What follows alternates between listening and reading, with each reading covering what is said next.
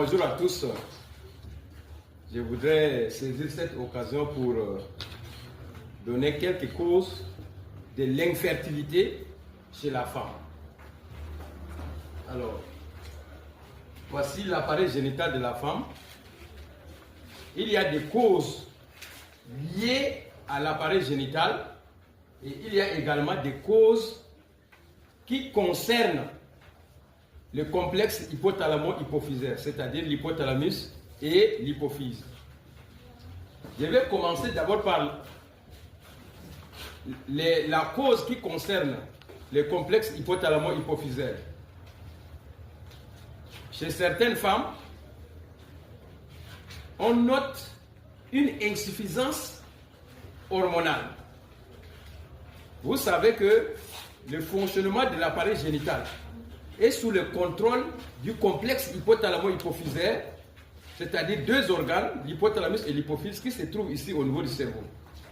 Ces complexes-là sécrètent des hormones et ce sont ces hormones qui permettent l'activité de fonctionnement de l'appareil génital. Bien. Par exemple, en ce qui concerne la maturation des follicules, parce que c'est les follicules-là qui contiennent des ovules. Les ovules ou bien les ovocytes sont dans les follicules. Et tant que les follicules ne subissent pas la maturation, ne deviennent pas mûrs, il n'y aura pas l'ovulation. Alors, la maturation des follicules est contrôlée par une hormone appelée FSH. Et l'ovulation est contrôlée par une hormone appelée LH.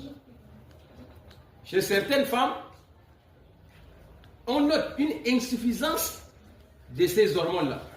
C'est-à-dire qu'il y a une insuffisance hypophysaire.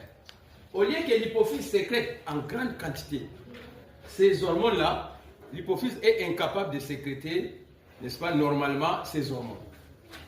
Et ces femmes-là souffrent des problèmes de maturation des follicules et d'anovulation. Ça veut dire qu'il n'y a pas ovulation.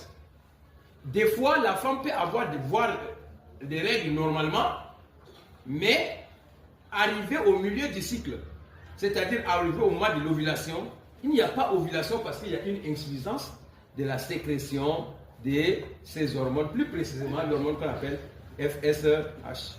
Et cela peut entraîner, n'est-ce pas, l'infertilité. Et là, ce genre de problème-là, c'est très simple.